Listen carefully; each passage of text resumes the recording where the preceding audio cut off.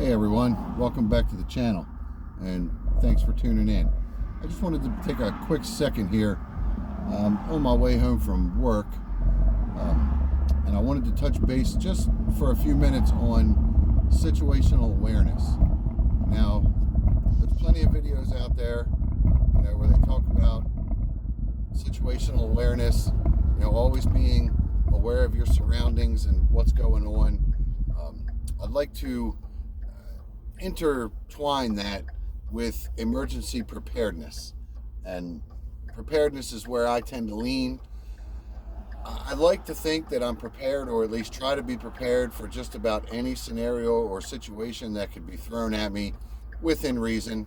I don't go as far as chem suits and all that. Maybe I should consider it, but I think here in this country I feel we're pretty safe. We don't have to worry about stuff like that. At least not where I live in the country.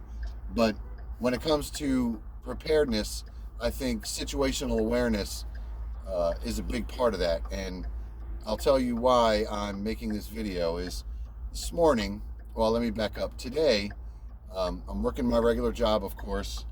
I work in the construction industry, and I have my latest job site is in Baltimore, not quite in the city. Actually, it might be within the city limits, real close to the city-county line on the northeastern side. I know this area extremely well. I grew up here when I was younger, before we moved to the county. My parents actually grew up here. My grandparents bought houses in this area just a mile or so from where I'm at right now, back in the early 50s. So I know the area fairly well. I've watched it change over the years, and like a lot of areas, it didn't change for the better. Not the best area, not the worst, but not the best area. So little things like, paying attention to what's going on. I don't want anyone to run a red light or step out in front of me, while I'm driving. But this morning, as I'm on my way to the job site at 6 or 6:30 in the morning, there was a vehicle behind me for, I don't know how long he was back there. Bear with me, so I am driving, so you're going to hear noise, and I'm not going to be paying attention to the camera because obviously I'm driving. But there was a vehicle behind me. It was a Yukon or maybe a Suburban. I couldn't really tell. It was a bigger Chevy, older, probably late 90s, early 2000s if I had to guess. But the windows were extremely dark tinted. I could not see a driver, and I am 99% sure that they were beeping at me. Now, when it first happened, my first instinct was to look around to see what someone's beeping at. Are they beeping at me or beeping at something else? I didn't see anything else that would warrant, somebody laying on the horn. I did a quick scan of my gauges, to make sure my vehicle was okay. I checked my mirrors on both sides. My mirror for the rear isn't the greatest. It's a pickup with a cap, so I don't have a very big field of view in the back. So I primarily rely on the side mirrors, as most pickup drivers do. I did not see any reason that someone would be beeping at me as far as my vehicle goes. There wasn't smoke coming from anywhere. My gas door wasn't left open. There could have been any number of reasons why they were beeping at me to get my attention. About a minute or two later, we weren't on a very long stretch of road, but it was a very busy road with a lot of traffic lights. They beeped again, and I looked around. Okay, maybe they're, saw somebody they know or something. I don't know. I didn't think much of it, but then the thought did pop in my head, not out of paranoia, just out of my curiosity as to why they were beeping. And considering the area that I'm in, I've heard rumors, read things online, that a gang initiation is to get the attention of a driver when they pull over to stop to see what the problem is. They either get carjacked or robbed or something. I refuse to be a victim.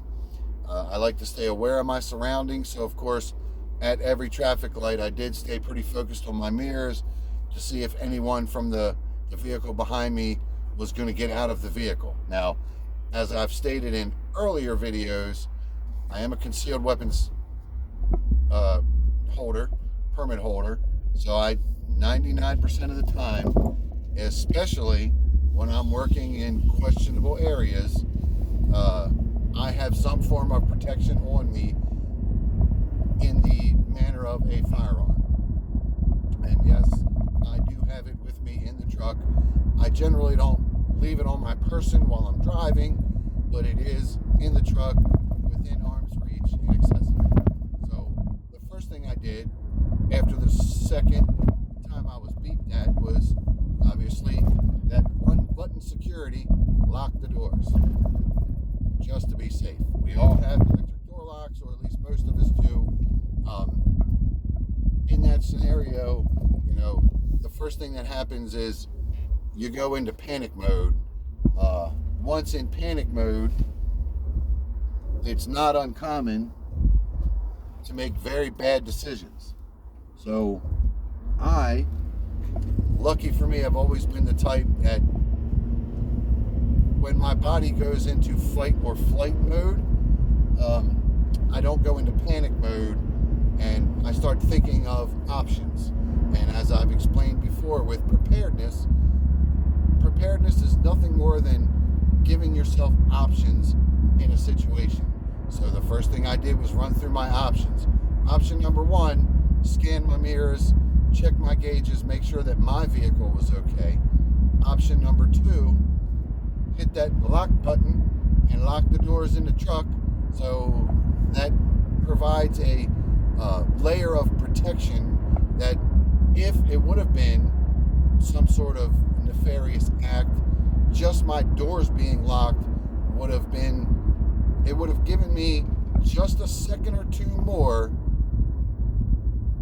to apply other options. The last option I ever want to apply is to go to a firearm.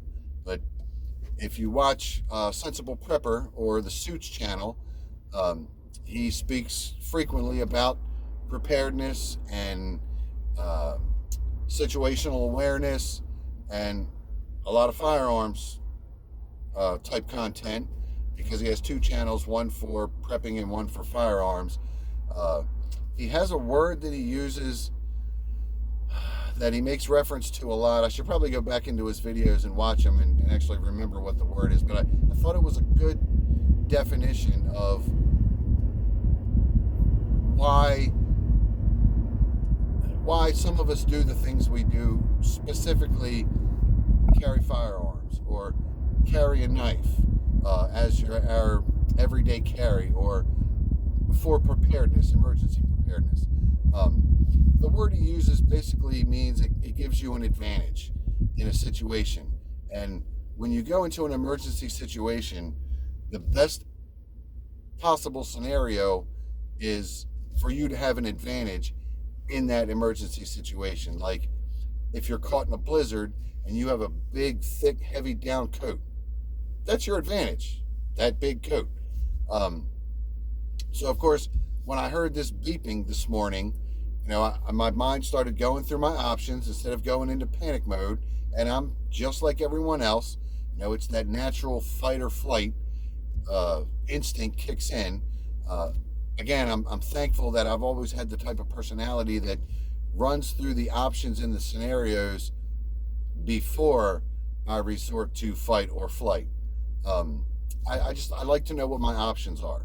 So again, I scanned my gauges, I scanned my mirrors, I locked my door, I made sure that my firearm was ready to go if necessary, and I kept a constant monitor on my mirrors to make sure that no one was going to get out of the vehicle behind me and approach my vehicle for any reason. That would have been nefarious. That at least it wouldn't have caught me by surprise. Now, the whole situation was nothing at all what my mind went to, and it didn't go there out of paranoia.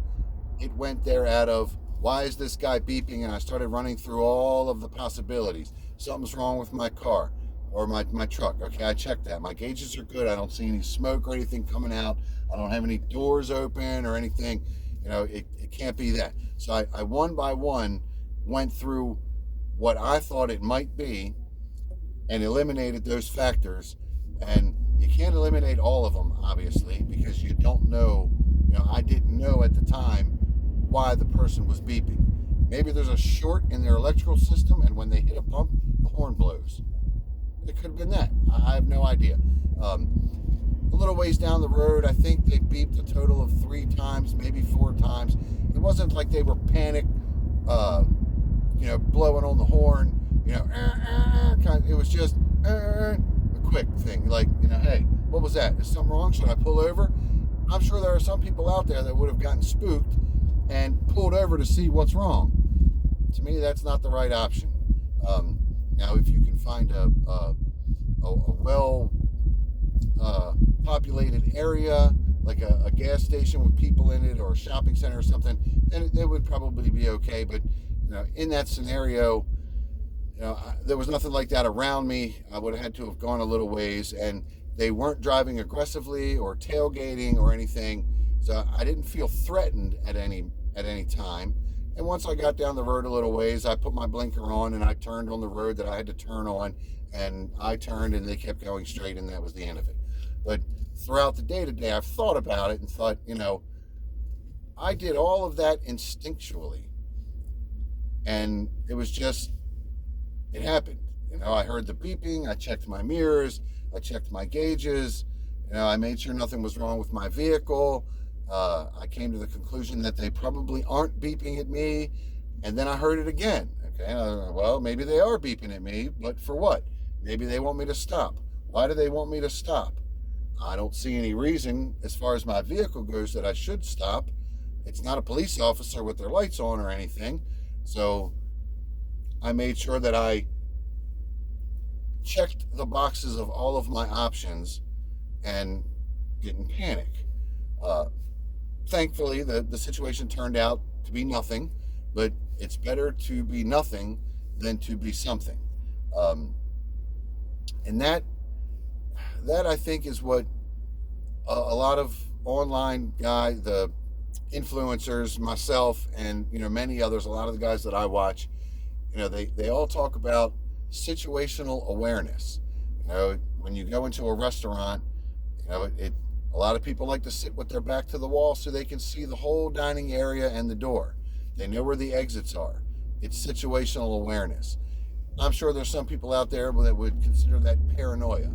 And I think if you're obsessive about it, it could probably border on paranoia. But if you just look at it at its basic level, being aware of your situation and the options that you have available to you is nothing more than being safe.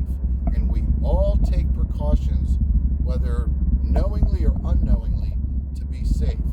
And I'll give you an example, and I've thought about a few of these examples today. Very few of us, if any, I'm sure there's some, drive around without car insurance. Now, most states it's mandatory, but even if it wasn't, wouldn't we still have some sort of insurance to where if something should happen, we don't have to eat that entire bill financially, that there's a company out there that's helping us?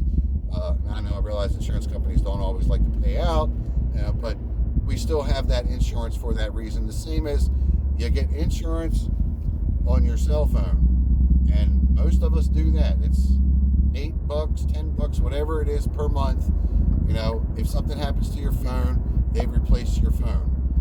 We do that without even thinking about it. That is an insurance that if something should happen, we're covered. And that is the same as preparedness. You're prepared if you drop your phone in a water puddle, or if you drop it and the screen breaks, or if you lose it, or anything that would happen to your phone that would render it non-functional. Your insurance will replace your phone, because we all know phones are highly expensive, and we don't want to just go buy another one, because most of us are still making payments on the one we have, because it's attached to our monthly payment. At least I know I am. And of course, right around the time you get your phone paid off and your bill comes down, something happens with your phone and they have to replace it, and they don't make that model anymore, so they have to give you the upgraded version. They give you a pennies on the dollar trade-in amount for your phone, and you end up with a phone payment on your bill anyway. I think it's a big racket, but it is what it is. Another scenario is a fire extinguisher. Most of us have fire extinguishers in our house. Is it mandatory? No. We keep it there for a safety, to be prepared. If there's a fire in the kitchen, if there's a fire at the furnace or the fireplace, we have a fire extinguisher to extinguish that fire. That is preparedness. And if you think about it, we do it in so many aspects of our life and not even consider it. We just do it because maybe we've been programmed, or just maybe that's what our parents taught us, that you always keep a fire extinguisher in the kitchen, son. Okay, Dad, you may never have to use it. Hopefully you never do have to use it. And having the advantage in a situation, the advantage being a weapon, a firearm that you can defend yourself with, if a situation were to require that, is nothing more than that insurance that you're going to be able to handle that situation and make it through it. And we do it so much, and like I said, a lot of times we rarely think about it. A lot of times we do it, we don't even consider not doing it. But there's so many people out there, and I know many, that would not ever, under any circumstances, either carry a firearm or purchase a firearm, or for that matter, be around a firearm. I have friends that are very anti-firearm. And then I have friends that are very pro-firearm.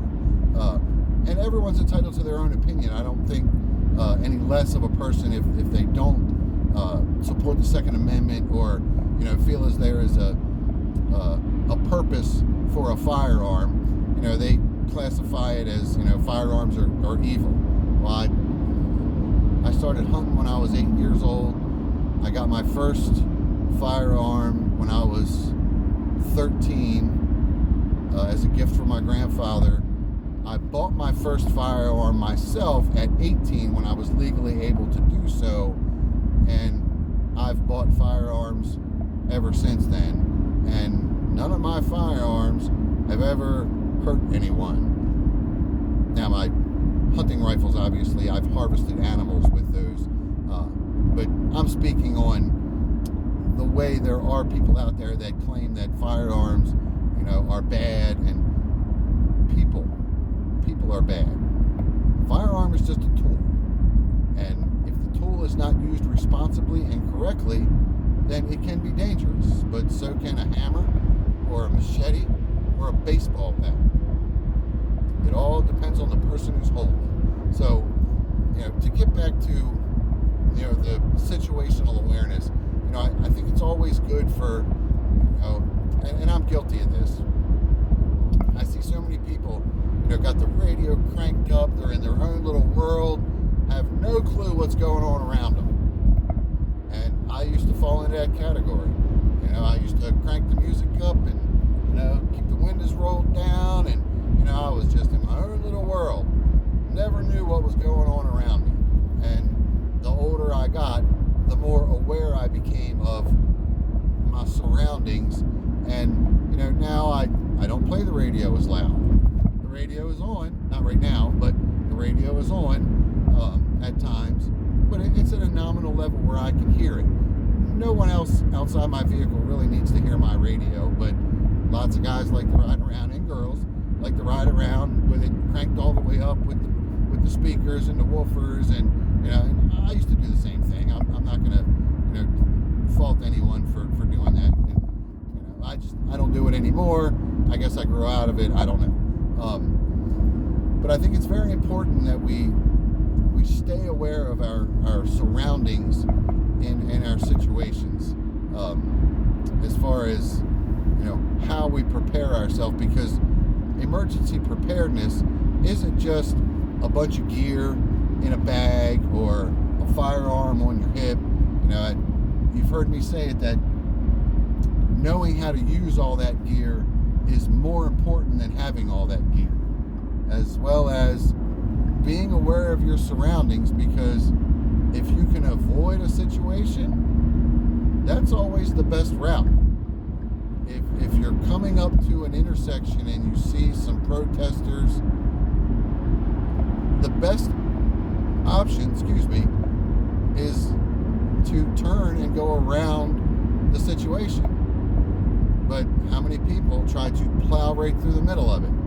And we see it on the news, and we see it on YouTube, where somebody made the decision to try to go through the middle of the bad situation, and it did not turn out well for someone. Somebody got run over, or somebody's car got smashed, or something. The best option would have been to avoid the situation. So being aware of your surroundings can help you avoid situations, and that's part of emergency preparedness. So that's all I got for you today. I hope you all had a great day. I know the temperatures are starting to warm up here in my region. I'm seeing 72 degrees right now outside.